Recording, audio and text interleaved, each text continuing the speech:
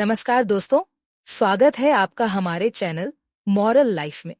यहाँ पर आपको मिलेंगी प्रेरणादायक कहानियाँ, जीवन के अनमोल सबक और वो विचार जो आपके जीवन को एक नई दिशा दे सकते हैं।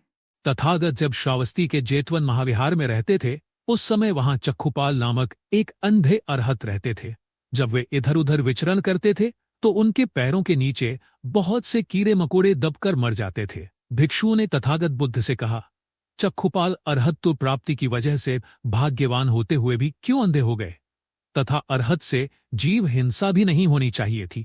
उसके उत्तर में भगवान ने उक्त गाथा को सुनाते हुए कहा था कि चक्षुपाल अपने पूर्व जन्म में एक बार वैद्य थे। उन्होंने बुरे विचार से एक स्त्री की आंखें को फोड़ डाली थीं।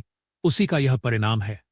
व्यक्ति द्वारा संपादित कर्म उसका वैसे ही पीछा करते हैं जैसे बैलगाड़ी में नथे हुए बैलों के पैरों के पीछे पीछे चक्के पहिए चलते हैं। अतः चक्षुपाल अपने किए के कारण अंधे हो गए हैं, लेकिन अब इसने अरहत्व पद प्राप्त कर लिया है। अरहत में जीव हिंसा करने की चेतना नहीं होती, इसलिए इसे हिंसा नहीं माना जाएगा, क्योंकि पाप और पुण्य कर्म का निर्धारक चित्त होता है। आपका विचार अच्छा हो तो उससे मार्ग या साधन भी अच्छा होगा और उससे प्राप्त होने वाला फल भी उपकारी, कल्याणकारी ही होगा।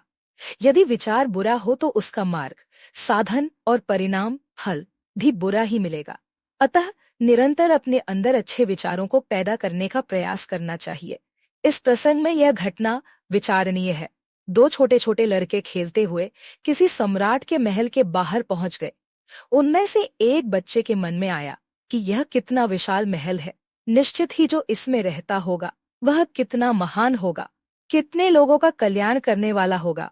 वहीं दूसरा लड़का सोचने लगा कि यदि मैं इस विशाल महल का मालिक होता तो सैकड़ों सुंदर लड़कियों का उपभोग करता और जो मेरा कहना नहीं मानता उसे मैं हाथी के पैरों तले कुचलवा देता। इस प्रकार बुरा विचार करते हुए वह वहीं अपने मित्र के साथ महल के द्वार के पास सो गया। जब रात को वहां से राजा की रथकारी गुजरी तो अंधेरे में उसके शरीर पर रथकारी छर गई और वह वहीं मर गया। जब उसका मित्र इसे देख में लगा तो महाराज ने देख लिया और कारण पूछने पर पता चला कि रथगाड़ी के नीचे आ जाने से उसका मित्र मर गया। इस पर राजा अत्यंत दुखी हुआ। राजा स्वयं भी कई वर्षों से संतान विहीन था, अतः उसने उस मृतक के मित्र को अपने संतान के रूप में स्वीकार कर लिया। वह लड़का आगे चलकर राजा बन गया और अपने परोपकारी विचार के कारण हजारों लोगों का कल्याण करने वाला अत्यंत प्रसिद्ध राजा बना। अतः जो अच्छा विचार करता है उसे अच्छा ही अच्छा मिलता है, जो बुरा सोचता है उसका परिणाम भी बुरा ही मिलता है। वास्तव में यदि आप अच्छे होते हैं तो सभी का आप भला करना चाहेंगे और करेंगे। यदि आप अपने में बुरे हैं तो सभी आपको बुरे ही लगने लगेंगे और दूसरों के प्रति आपका बर्ताव भी वैसा ही होगा। इस कारण आपको दुख ही दुख होगा। अतः आध्यात्मिक गुरु दलाई लामा जी भी अपने उपदेशों में बार बार यही कहते हैं कि यदि आप अपना हित पूर्ण करना चाहते हैं तो दूसरों का हित ज्यादा से ज्यादा करने में जुट जाना चाहिए। इससे आपका अपना हित ही ज्यादा होगा, क्योंकि आपको चाहने वाले ज्यादा होंगे और इससे आपका अपना इष्ट कार्य भी अनायास सिद्ध होगा। अतः अच्छा और बुरा सबसे पहले मन में ही उत्पन्न होता है, इसलिए मन ही सर्वोपरि है। अतः मन पर नियंत्रण करने का सदैव प्रयास करें। यही एक प्रकार से इहलोक और परलोक के सुख का आधार है। मन ही संसार में बंधन और उससे मुक्ति का प्रमुख हेतु है। वस्तुतः अविद्या, राग, द्वेष आदि क्लेशों से वासित ग्रसित चित्त ही संसार है और इन क्लेशों से विमुक्त चित्त ही निर्वाण है। इसलिए चित्त ही सभी धर्मों में प्रमुख है। बौद्धों की दृष्टि में व्यक्ति का व्यक्तित्व मात्र जड़रूपी या मात्र चेतनारूपी हो, ऐसा नहीं है। जड़ और चेतनारूपी और चेतना, पंच महाभूत और चेतना, मन, जो एक दूसरे के पूरक हैं। व्यक्ति अर्थात पुद्गल को पंचस्कंधात्मक कहा है। पंचस्कंध हैं रूप, वेदना, संज्ञा, संस्कार और विज्ञान, अर्थात यह नाम रूप भी कहलाता है। इनमें से रूप स्कंध ही मात्र जड़ स्वरूप है, शेष 4 स्कंध चित्त चैतसिक स्वरूप है।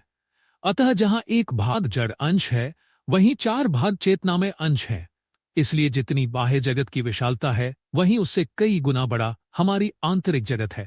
इसका अनुभव हम रात दिन यहाँ तक कि स्वप्नों में भी करते रहते हैं। हमारा मानसिक सोच ही हमारे अच्छे और बुरे कर्मों का प्रेरक है। हर कार्य का प्रारूप सर्वप्रथम हमारे मन मस्तिष्क में ही होता है। उसी का प्रतिबिंब काय, वाक आदि कर्मों के रूप में बाह्य जगत में प्रकट होता है। अतः व्यक्ति के शारीरिक, वाचिक और मानसिक कर्मों से उसकी मनोदशा को समझ सकते हैं।